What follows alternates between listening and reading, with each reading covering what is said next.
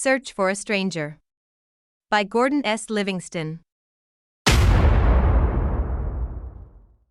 The story revolves around the author's search for his own mother. Because he was adopted and didn't discover his own identity until he was 38 years old, he believes his mother to be a stranger.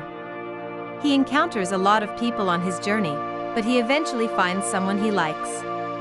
A child psychiatrist in Columbia, South Carolina, wrote this story called Search for a Stranger. One day, his cousin inquired about his profession.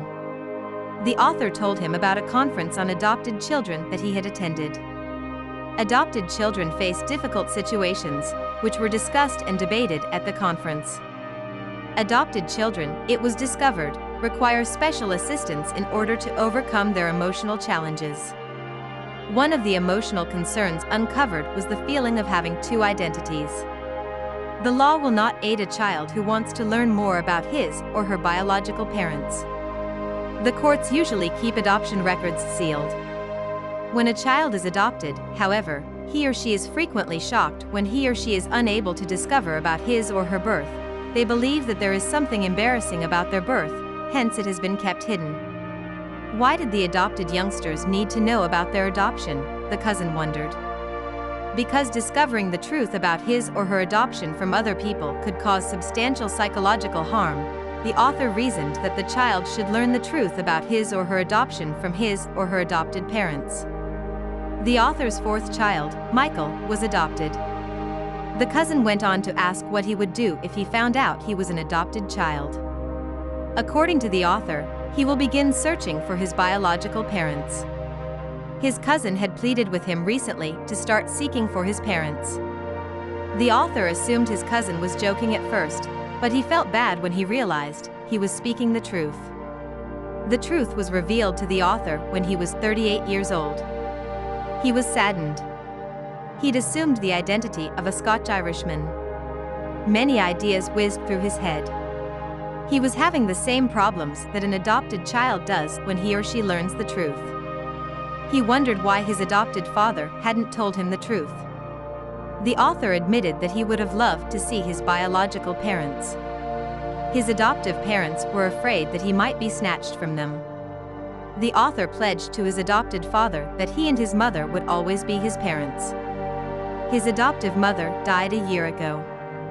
After that, the author went on a search for his biological parents. The author was born on June 30, 1938. When he was adopted, his parents lived in the city of Detroit.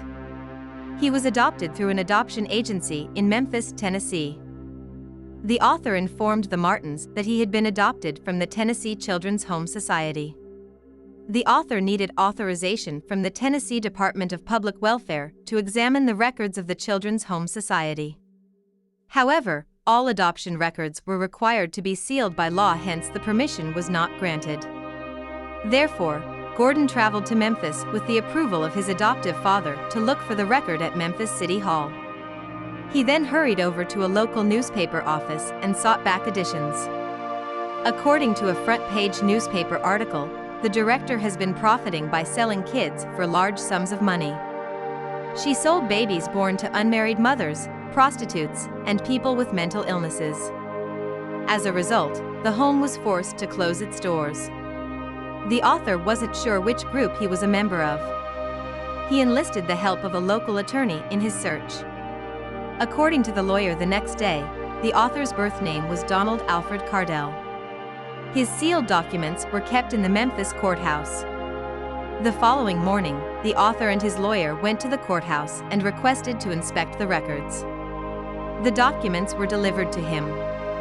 His adoption decree was signed on August 17, 1940. His mother's name was Ann Simmons Cardell. The father had abandoned the child, according to the records. A copy was requested by the author. The clerk recognized the author as the owner of his adoption certificate. She seized the adoption decree from him and told him he needed to request permission from the judge to duplicate it. According to the author's lawyer, the author's mother worked as a Mississippi school teacher. The author flew to Jackson, Mississippi's capital, and discovered his mother's name in the academic records of the Mississippi Department of Education. She received her master's degree in teaching in 1952. The author called the alumni office at the college. They informed him that Miss Cardell had written to them from Natchez 11 years before.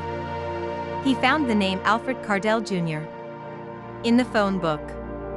When he dialed Alfred's number, he learned that Anne Cardell was Alfred's aunt. Alfred told the author that Anne Cardell was living in Savannah. When the author arrived in Savannah, he dialed Anne Cardell's telephone. He identified himself as her son and said he was looking forward to meeting her. She extended to him an invitation to see her. Anne Cardell, his mother, was a graceful elderly lady in her 50s. She brewed a cup of coffee for him. She then started telling the author about his birth. She was raised in a rural Mississippi family. At the age of 28, she'd fallen in love with a gorgeous young man who was a brilliant dancer. She had hoped he would marry her while she was still expecting. However, he was never seen again. A pregnant woman who wasn't married was treated with disdain. As a result, she decided to deliver her baby in Memphis. The author, she claims, was born this way and no one knew about it. The author was listening to the story of his own life. He felt sorry for his mother's plight. His father died of cancer 3 years ago. And his mother had a one-of-a-kind method of keeping track of him through her students. She would think her son as one of her students. When she calmed a child, she felt as if she was comforting her own child. When she realized that her son would be in 3rd grade, she would apply for a transfer. As a result, she felt closer to her son.